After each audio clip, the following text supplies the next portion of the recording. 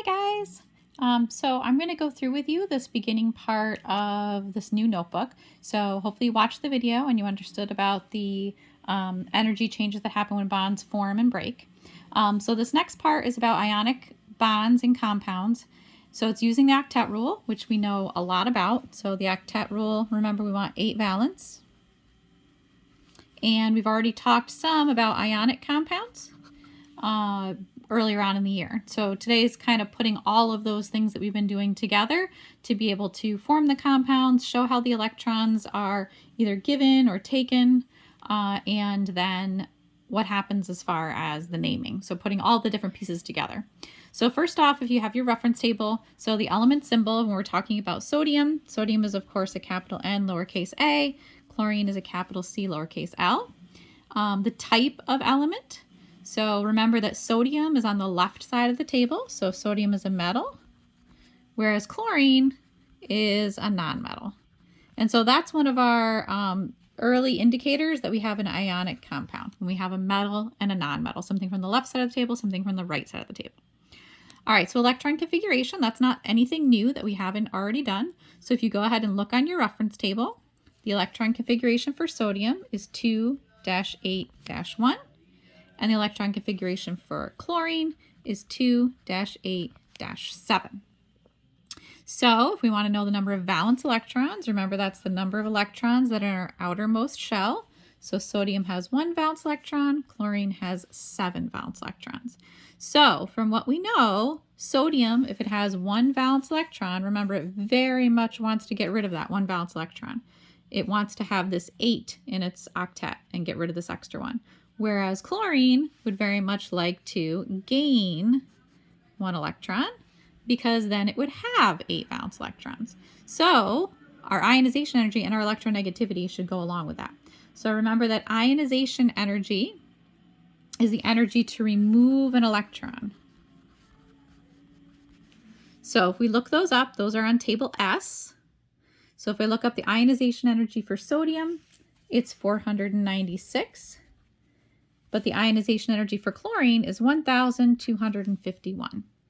So that makes sense because it should be pretty easy to remove this electron because it wants to go. We don't want to have this extra electron hanging out. So this ionization energy is low, whereas this ionization energy is high. It's going to be very difficult to remove one of these electrons because it has 7 and it just needs 1 more to be stable. So it doesn't want to lose another one. And then remember, electronegativity is our attraction for electrons. So I hope that you would understand that we would have a very high attraction for electrons if we already have 7. We very much want another one. So this one's electronegativity, if you look it up on table S, is 3.2. If you remember from the last notebook, fluorine is the highest electronegativity. It's the sexiest element on the whole table. It has an electronegativity of 4. Whereas sodium's attraction for electrons is way down at 0.9. It does not attract electrons. It wants to lose its electron. Okay, so that's where those two numbers correspond. So that's there just to reiterate what we did in the last section. So our ion, remember that's when it's charged, when it gains or loses. So sodium is going to, of course, want to lose 1 electron.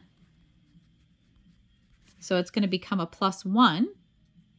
Whereas chlorine is going to gain an electron, so it's going to be negative.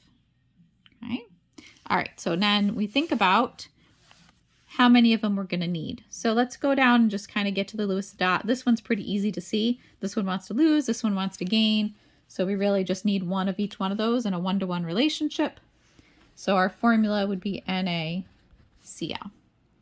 Okay, so the electron dot, the way that goes is we have our sodium. We put 1 dot for each valence electron. So sodium has 1 valence electron. Then we have chlorine, which has 7. So because this is a metal and a nonmetal, there's going to be a transfer of electrons. The sodium is going to give this electron to the chlorine. So then what ends up happening is now we have sodium that's lost an electron, so it has a +1 charge because it lost a negative. Then we have chlorine that had 1, 2, 3, 4, 5, 6, 7 electrons of its own, the one that it got from the sodium. So now we have chlorine, and it gained an electron, so it has a -1 charge. And then we name them just sodium chloride. If you remember from earlier in the year, there's no indication of quantity and no prefixes.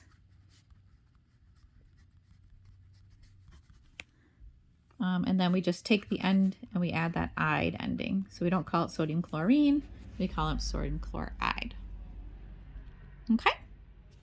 All right, I'm going to stop the video. What I want you to do is I want you to turn to the next page, and I want you to do that one by yourself, and then we'll go over it.